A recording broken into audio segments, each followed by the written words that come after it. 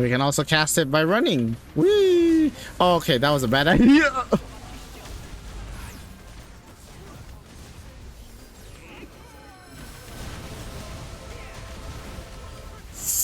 Oh no!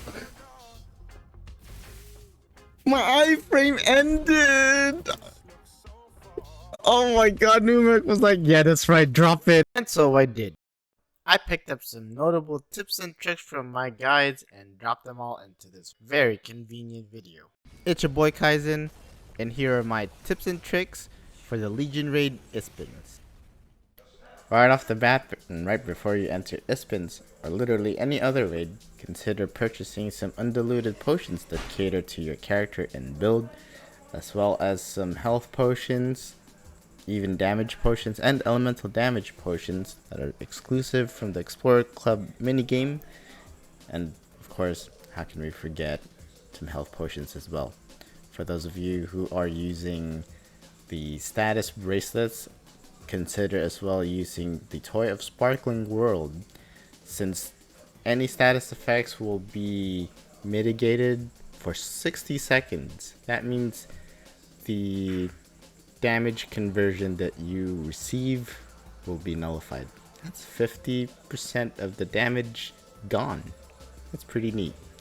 Also, when you're fighting these dragons, these dragons,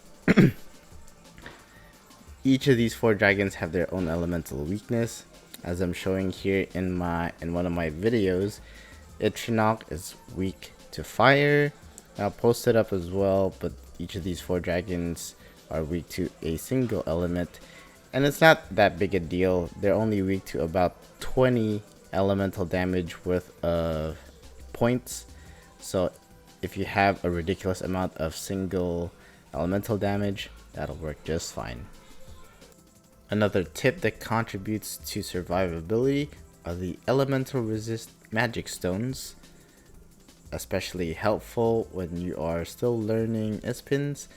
I wouldn't worry about damage at this point in time, especially when you're learning about the gimmicks. You may deal less damage, but you'll deal 0 damage when you're dead. Another piece of equipment that contributes to survivability is the visible destroyed spiritual residue ring. As much of a mouthful as it is very helpful in these kinds of fights because it keeps your health and MP at about 50%, more or less. However, the great part about this is that the ring acts as a lifeline whenever you reach fatal amounts of health. So like when you're about to get hit at about 20% HP, it'll convert all your remaining mana into HP. However, I wouldn't recommend this on your mana shield build because your mana shield, well, your MP is your health, and if you have this equipped, well, you're basically shooting yourself in the foot. So besides the mana shield equipment, I would recommend this ring and the elemental resist magic stones as defensive flex options for other gear setups.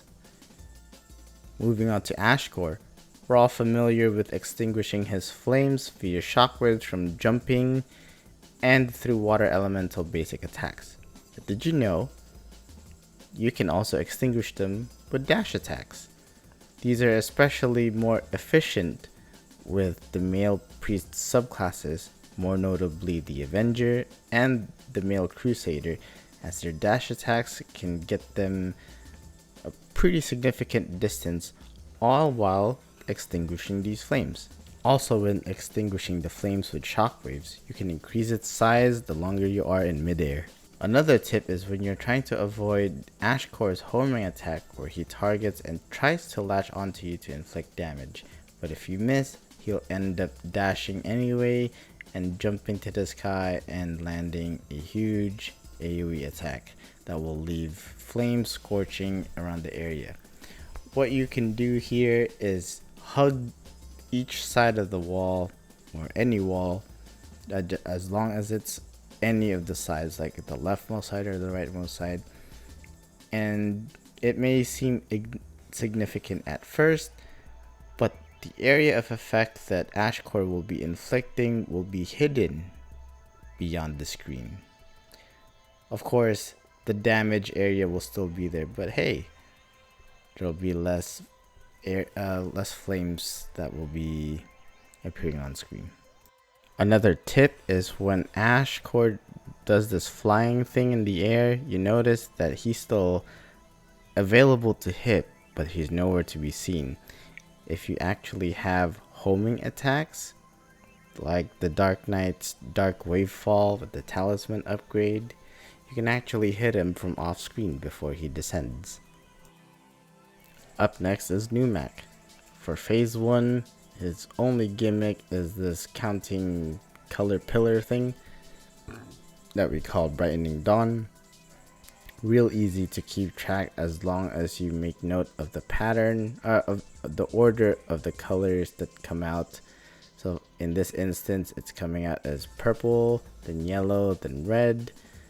Then every third pillar that's about to pop up, you can already position yourself to easily destroy the color that you're looking for. Phase 2, there are 2 gimmicks. First gimmick, you gotta look for 3 colors to get rid of the pillars in the center of the map, and you can easily take care of these pillars. I believe they start to disappear after you destroy the 4th pillar of the same color.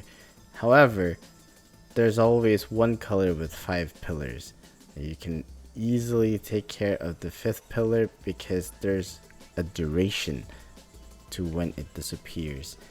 And when you destroy it fast enough, you'll actually make it in time to be able to destroy that last pillar, just like in this video. There you go, easy as pie. Also, I don't know if anyone else can confirm this, but to me, the right side of the map always seems to generate the purple color. Maybe that's just me, but let me know in the comments if it works for you too. Now for the second gimmick in phase 2, Numak surrounds himself in one color where you have to hit him 3 times with the corresponding color. Now running around is exhausting just looking for them, but there's a way to doing this. We can manipulate the RNG by destroying the colors that are not a part of Numak's color. That way they can respawn and hopefully generate the same color. I recommend going through one whole cycle's worth of destroying colors that are not Numak's color, because other than that, it's just a waste of time and you'd be running out of time. Hopefully you'd have 3 colors by then, but I would say one cycle is enough.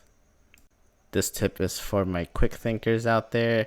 Whenever he does those waves of pillar things and you happen to have the color that can destroy matching pillars, these pillars will give you a vacant spot in those wave pillars. So if you don't have a room to hide in and you just so happen to have the color of the pillar that you can destroy, go ahead, you'll have a safe spot. And lastly, here's another bait and switch tip, especially in phase 3 where he summons the disco ball. Well, it's not really a disco ball, but it's a diamond that encircles you with a beam of laser. Those things will fire a laser at you 3 times after homing in on your location. What that means is you can bait it to one of the spots of your choice, hopefully someplace safe and away from Numak, so you can DPS safely and away from that disco light. And this section is for Neiser. Did you know that the blue flowers surrounding Neiser's room can be destroyed with any sort of damage? Well, except abnormal status effects, of course. But if you've got abilities with multi-hits, shoot. If you have object damage that could help destroy those blue flowers, go for it, because it will work.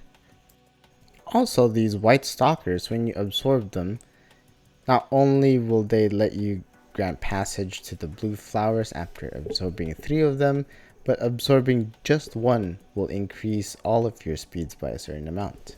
So if you need that extra boost of attack, casting, or movement speed, try absorbing 1. And with the exception of Numak's major pillar gimmicks, each of these dragons, Neiser included, when performing their gimmicks that has a cast time on it, if you happen to destroy their neutralization gauge during their gimmicks, you'll be able to cancel it. Right about now. Magic. And here's my favorite Neiser tip. At phase 3, he loses health over time. Seriously, he loses health over time. Even if you don't damage him, he will die. Eventually. And last but not least, we have Itrenok. Now, if you're a maniac like me and like to run Ispins solo, especially at minimum fame level, you're gonna want a lot of help when you can. And this help is, well, pretty helpful because we're talking about the pillars. You know how Itrenok crashes onto the pillar and depletes some of his groggy? Well, we can actually manipulate that. So the way we make the most use out of his pillars for groggy is through phase 1 and phase 2. You know how he does his roar attack sometime during the middle of his phases? He is guaranteed to destroy at least 1, depending on how well you shrink the roar attack. And he will always destroy the middle pillar. So what you can do is when he starts aiming and targeting you and it's your cue to have him run into the pillar, do your best to make him aim for the middle pillar first. So that way when he uses his roar attack and you manage to shrink his AoE to its tiniest size possible, then you'll have 2 more pillars to make use of, increasing your chances of depleting his groggy. As the video's final tip, and also Itrenok's, it'll come from his phase 3 where he has different kinds of these earth tremor attacks. Now there are no notion, no notification, or foretelling which tremor attack that he'll do. But what I can recommend you is to immediately sidestep whenever he stands still, because that will be your only cue of him doing a random earth tremor attack. Hopefully it's not one of these blitz attacks where he just aims at you from behind and starts kicking you, because those kicks have a lot of hit stun and they will wipe your HP out. So with that being said, good luck to you guys out there. I know some of you have already completed Ispins lots and lots of times already, so maybe you can share this to your friends who are still on their first steps to clearing Ispins. Hopefully I was able to teach you something new, and if you have something to teach me that I didn't get to include in this video, let me know in the comments. Thank you guys so much for watching. I'll see you guys soon. Peace.